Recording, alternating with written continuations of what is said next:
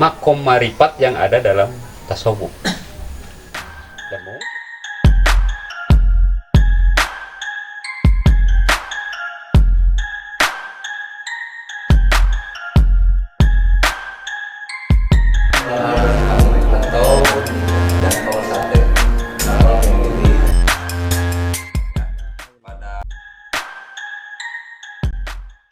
ya kita tidak alergi, ya kita melakukan persiapan untuk masuk ke dunia digital. Tetapi ketika masuk ke dunia digital, jangan lupa nih, basicnya ini harus dibeneri dulu begitu. Jadi akarnya ini harus benar dulu, sehingga ketika ada di ruang itu kita tidak tidak tersesat gitu ya. Saya kira itu. Oke, sudah 38 derajat suhu otak kita naikkan lagi barangkali. Gini Pak, Atau semakin tidak mengerti ini. nah karena semakin tidak mengerti kita naikkan lagi levelnya. Gini, tadi digitalisasi itu hanya satu variabel nih Pak ya. Cuman gini, sebetulnya utopis nggak sih? Kan Bapak juga misalkan justru pasti sangat pernah akrab dengan Yuval Harari misalkan. Bagaimana Homo Deus, bagaimana 20 Reasons for 21st Century secara deterministik meramalkan kemungkinan bumi atau manusia itu akan seperti apa misalkannya, dengan temuan-temuan manusia. Kalau kita manusia yang dilahirkan dengan manusia yang diciptakan. Terus ayam yang tadinya diternak sekarang bisa pakai, kalau bahasanya si Budiman Sujatmiko itu ayam 3D printing misalkan. Nah, fisika, kimia udah sangat depan. Hayo kita nanti pojok alif ditranslate ya. Ada beberapa bahasa Sunda yang saya sulit bahasa Indonesia kan. Hayo kita kulo kutak di sesuatu anu apaan sih misalnya. Tengarti gitu. Bukan hanya tengarti gitu Pak, tapi asa terrelevan untuk memastikan ngomongkan. Secara simpel, anggap saja saya orang yang doktrin barat gitu Pak. Apaan sih agama gitu Pak? Iya. Jadi sebetulnya kan ciri khas Islam Nusantara itu, jadi silahkan Anda belajar tentang teori-teori barat, belajar tentang dunia baru sekarang, itu tidak anti Islam Nusantara, justru menganjurkan belajar. Tetapi syaratnya satu, jangan tersesat di ruang itu. Jangan tersesat atau jangan nyaman di ruang itu. Jangan tersesat, karena ruangan itu ruang orang lain. Ruang kita itu adalah ruang spiritualitas. Jadi ruang masyarakat Nusantara itu adalah ruang spiritualitas. Sementara terkadang ruang yang ada di sana itu teori-teori barat, kemudian kemajuan yang sekarang itu terkadang itu melupakan spiritualitasnya, atau bahkan bukan melupakan tetapi menyembunyikan spiritualitas. Nah, Islam Nusantara hadir itu adalah untuk tadi mengambil ruang itu tetapi tidak melupakan ruang spiritualitasnya, sehingga menjadi bergandengan. Itu mungkin itu terjadi. Bukan utopis, itu mungkin, karena dalam sejarahnya ada. Makanya kenapa harus belajar kitab jangan ahistoris itu, ya memang pada ulama-ulama terdahulu itu ya sudah mampu melampaui dunia digital dengan spiritualitasnya Pak. Yakin nggak urusan sekarang ini bahwa di dunia digital misalkan orang itu bisa bertatap muka dari jarak jauh, berkomunikasi dari jarak jauh. Ulama-ulama terdahulu itu udah mempraktekkan itu dengan spiritualitasnya. Yakin nggak? Kalau tidak yakin, NU tidak akan sebesar ini. Bagaimana itu Kiai Haji Hasyim Asy'ari melakukan konsolidasi yang se-Indonesia yang kalau tidak dibekali oleh perangkat itu, hanya sekarang itu dimaterialkan. Nah, proses spiritualitas yang tadi itu pematerialan dimaterialkan. itu kan positivistik, Pak. Iya, sangat positivistik. Nah, maka Islam Nusantara itu tidak melarang untuk mengambil, justru ambil ruang itu. Ruang itu ambil, tapi yang menjadi salah itu ketika ruang itu diambil, ruang spiritualitasnya ini yang dilupakan. Nah, kalau Islam Nusantara itu dua-duanya harus disandingkan. Oke, Gitu. kita back to tadi utopis tadi, Pak.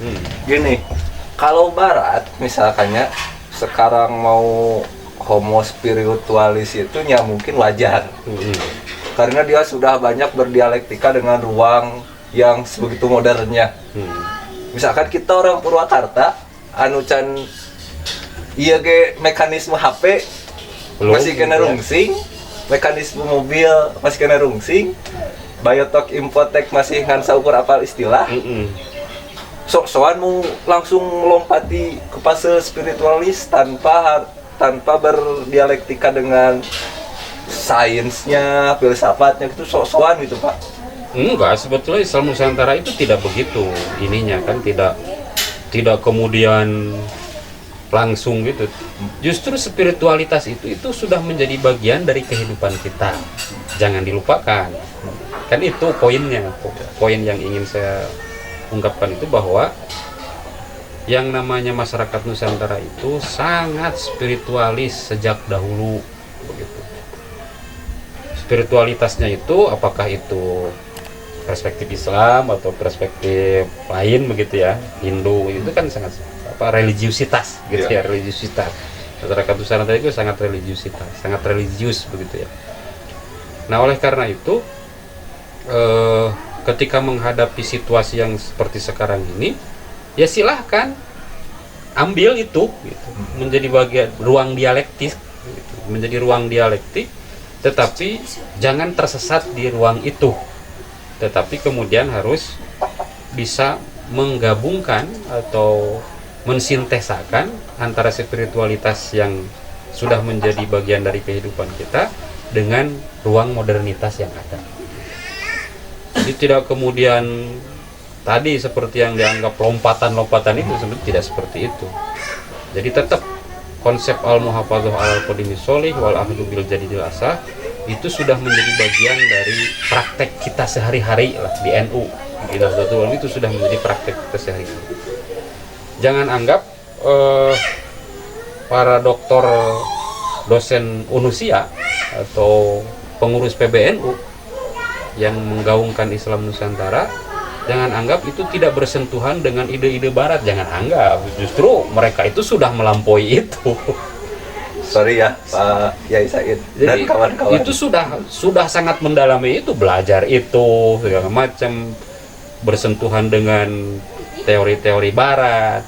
Tetapi itu tidak tersesat di sana gitu. Justru teori-teori itu kemudian dibawa ke Nusantara, lalu direduksi, dilakukan pribumisasi, dilakukan vernakularisasi begitu, sehingga menjadi sangat Nusantara, kompatibel dengan masyarakat Nusantara, sehingga lebih unggul dari mereka. Ya bedakanlah antara yang ada di ruang sebelah, spiritualitas diambil, mengabaikan itu juga kurang berarti. Modernitas diambil atau ruang modernitas diambil, mengabaikan spiritualitas kurang juga. Tetapi ketika itu disintesakan, digabungkan, kemudian dilakukan pergumisasi dan segala macam, itu justru malah menjadi menambah nilai, kan begitu. Nah, sebetulnya itu yang sekarang ini sedang digelorakan oleh Unusia, gitu ya. Jadi selalu mengedepankan spiritualitas. Gitu. Tapi gini Pak, masih sangat ingin untuk membantah sebetulnya gitu Pak. Konstruksi moderator yang dungu ini, katakanlah gitu Pak, ketika mendengarkan religiusitas atau misalkan apa tadi teh Ya intinya religiusitas Islam Nusantara, spiritualitas hubungannya dengan teknologi misalkan dan yang tadi itu. Rekonstruksi pemikirannya itu ketika di like misalkan Gusti religius itu Pak. Apakah seperti itu gitu Pak? Enggak. Yang disebut dengan religiusitas itu bahwa nilai-nilai religiusitas kita itu menjadi semacam apa? Semacam cerminan atau wahana untuk melakukan resonansi yang tadi ketika menghadapi realitas itu selalu dihadapi dengan nilai-nilai itu. Sehingga ketika dia dengan bersentuhan dengan apapun itu tidak melupakan itunya nilai religiusitasnya. Jadi religiusitas dalam perspektif ini itu bukan tadi misalkan bukan masalah itu saja, itu mah fatalistik itu. Oke. Fatalistik itu mau jadi menyerahkan diri kepada Tuhan dengan menyerah-menyerahnya, kemudian melupakan realitas, itu kan fatalistik. Bukan begitu, tapi justru praktek kita sehari-hari dalam menghadapi realitas ini itu tidak melupakan nilai tadi. Gitu. Oke, bukan yang terakhir Pak, tapi nggak tahu lah. Seiring saya ingatnya aja, agama 100 tahun dia kan itu Pak. Agama 100 tahun lagi, ayah ente pertanyaannya. Ya ada lah, kan itu harus dilihatnya dari sosiologi agama, psikologi agama. Agama itu Walaupun hanya sekedar KTP gitu Pak. Menurut teori psikologi agama dan sosiologi agama, lahirnya agama itu adalah dari keheranan seseorang muncul rasa agama dia itu. Lalu dari ketika melihat sesuatu yang yang dia anggap agung atau mengherankan, atau misalkan dia melihat alam semesta yang begitu hebatnya, muncul sebetulnya rasa agama dia. Itu menurut teori psikologi agama kan gitu. Menurut saya, ketika masih ada manusia, agama pasti ada. Karena yang namanya agama mah itu struktur kepercayaan seseorang. Oke. Islam atau patung agama. Islam, apalagi itu akan justru kan kalau melihat ajaran kita, sejarah-sejarah di kita, bahkan meyakini dari kitab suci kita, begitu. Justru itu Islam akan besar di akhir zaman itu kan akan besar. Gitu. Jadi justru Islam itu akan menjadi alternatif dari yang karena agama Islam itu ya agama yang cukup rasional, sangat rasional. Sehingga pada akhirnya semuanya pada akhirnya itu akan menjadi Islam, gitu ya. Dan itu kalau dilihat dalam kitab-kitab kitab-kitab klasik itu kan sudah ada itu mah cerita-cerita tentang itu. Di akhir zaman semuanya akan menjadi Islam begitu, dan pada akhirnya muncullah kiamat. Kan begitu, itu harus diyakini. Semodern apapun kita, itu adalah konstruksi keyakinan. Anggap saja belum meyakini itu, Pak, si moderator ini. Gini, kata si Farid Sadaukin misalkan, dan si kaum-kaum sejenis minhum gitu, Pak. Nah, apa tanggapan Bapak tentang si Bapak Bata itulah?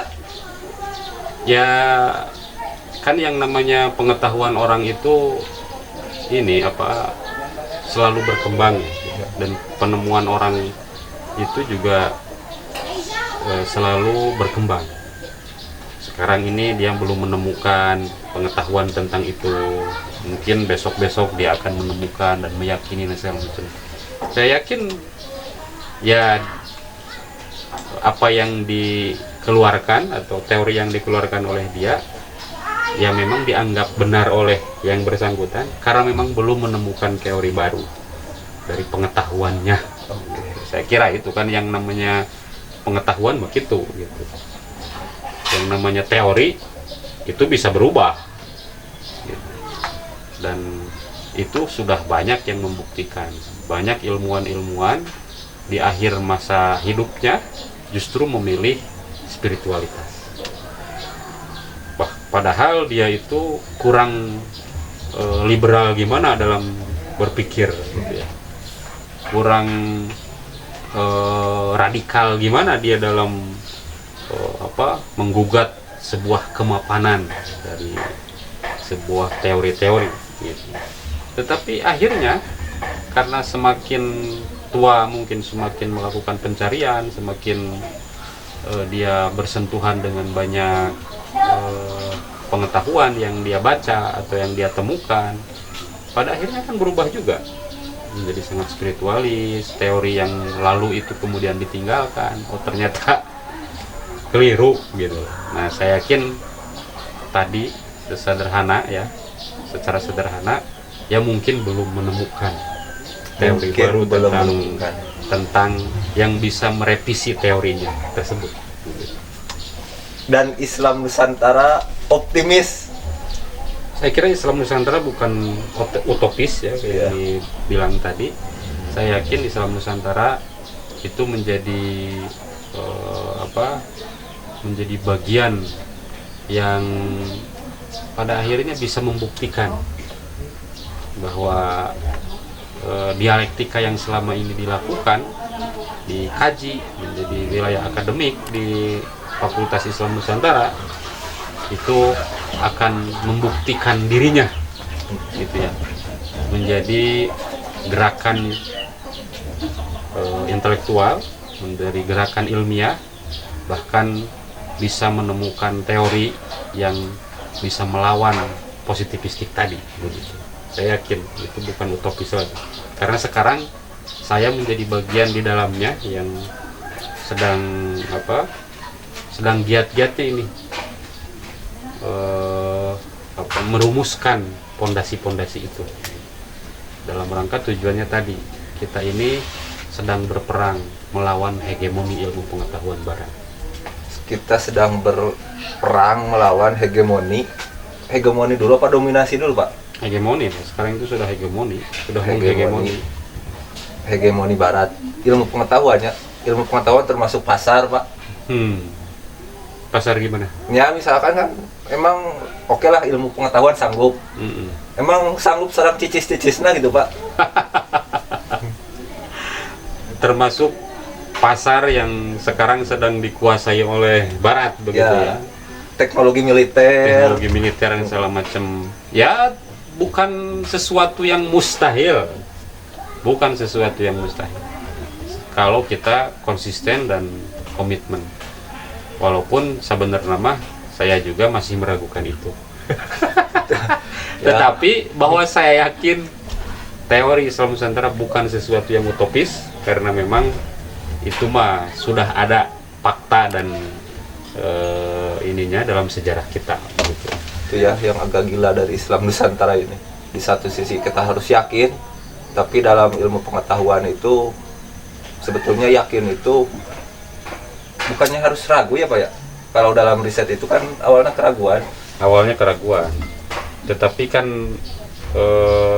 terhadap sesuatu yang sudah kita lakukan dan sudah menjadi fakta di dalam sejarah, ya harus diyakini dong, karena itu sudah menjadi fakta. Oke. Karl Marx atau Adam Smith? Nggak ada saya kira, tapi harus pilih satu, Pak. Aduh, saya lebih memilih Gus Dur aja. Lebih Islam Nusantara itu salah satunya tadi, ketika harus milih ngelesnya ya, sahabat-sahabat semuanya, sahabat-sahabat pojok alif. Nah, terakhir Pak, dalam Yuval Noah Harari itu, kalau nggak salah di Homo Deus bab terakhir, paling terakhir itu dia ngomong peradaban itu dimulai ketika manusia mencari Tuhan dan akan berakhir ketika manusia menjadi Tuhan. Menurut Bapak seorang praktisi Islam Nusantara, mau membantah apa sih dari omongan si Yupal itu? Untuk apa? Bukan membantah sebetulnya. Jadi mengomentari. Ya, oke lah mengomentari. Kalau mengomentari itu kan harus hati-hati kalau misalkan diksinya menjadi Tuhan. Ya mungkin kalau kita sederhanakan itu bisa di dalam hazanah kita itu ada yang disebut dengan ilmu tasawuf. Nah, gitu ya. Dalam hazanah Islam Nusantara itu ada kajian-kajian ilmu tasawuf yang sebetulnya manusia itu bisa berada pada level-level tertentu kan begitu. Level-level tertentu yang mana atau makom lah dalam bahasa tasawuf itu. Makom.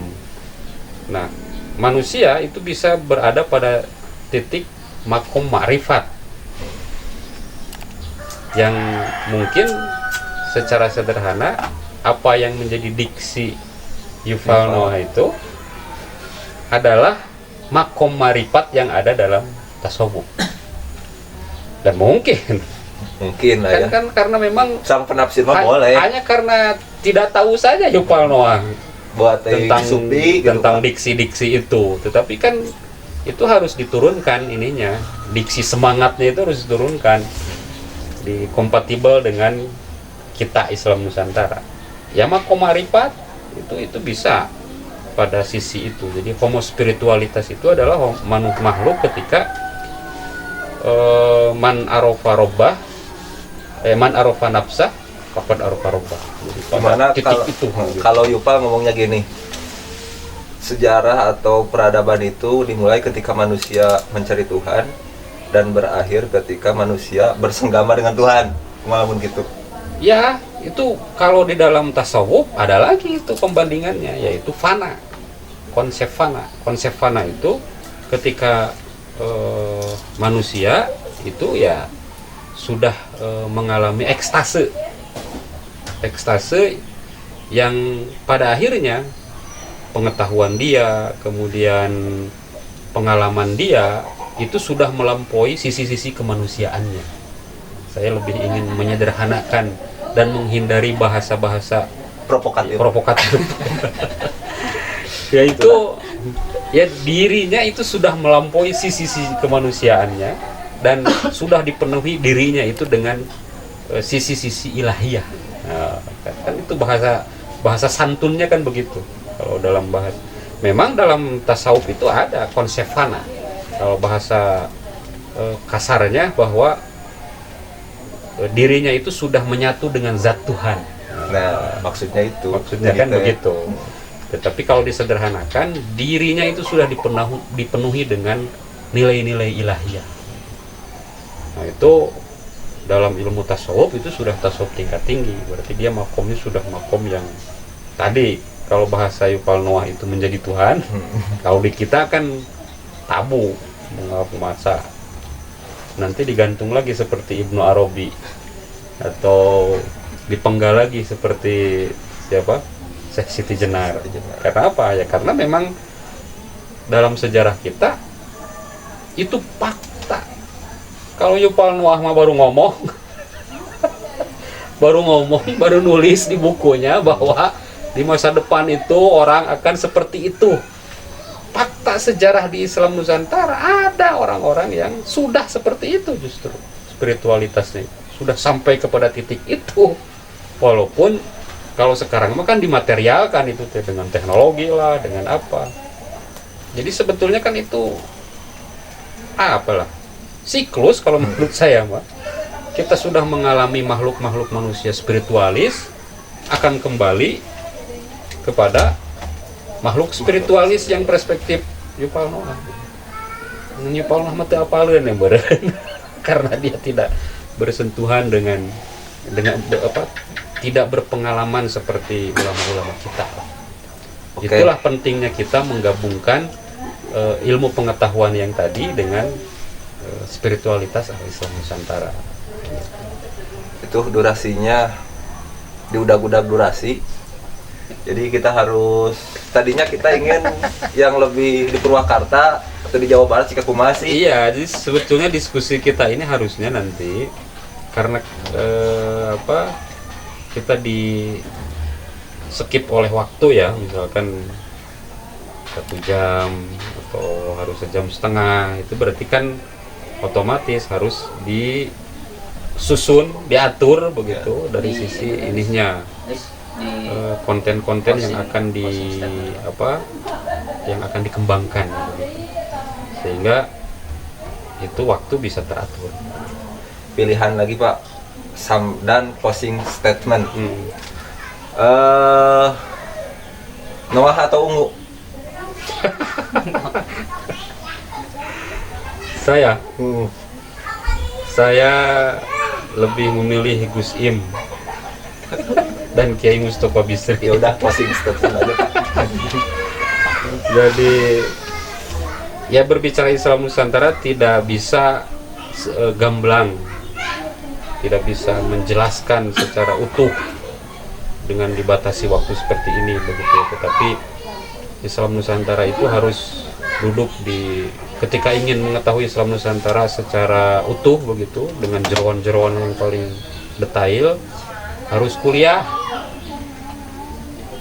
minimal S2 S1-nya di Islam Nusantara, ada S2-nya di Islam Nusantara, S3-nya juga di Islam Nusantara. Sengaja itu PBNU melalui Unusianya itu menyediakan ruang khusus untuk belajar Islam Nusantara, karena itu sudah menjadi prodi perguruan tinggi begitu.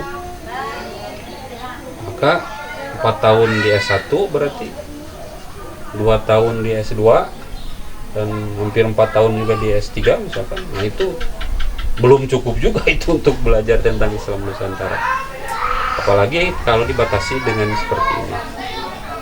Closing statement saya pernah mengikuti simposium nasional di PBNU. Ada yang bertanya kepada Kiai Haji Said Agil Sirot sebagai pencetus Islam Nusantara ini, dan kepada Kiai Haji Yahya Stakuf, karena kebetulan kan perumusnya ini nih, tokoh-tokoh, bertanya tentang, saya ingin ada definisi yang sederhana tentang Islam Nusantara. Si penanya itu bertanya begitu. Apa jawaban kedua tokoh ini? Sengaja Islam Nusantara itu adalah tidak ada definisi. Jadi Islam Nusantara itu memang sengaja tidak didefinisikan. Untuk apa ya? Karena memang akan berbeda-beda begitu. Dan perbedaan tentang definisi Islam Nusantara lah itu yang disebut dengan definisi Islam Nusantara. Nah, itu kita cukup sampai di sini dulu. Tak ada definisi. Mencarilah kau terus, maka akan kau temui misteri yang disebut Tuhan. Ariel Noah. Terima kasih Pak.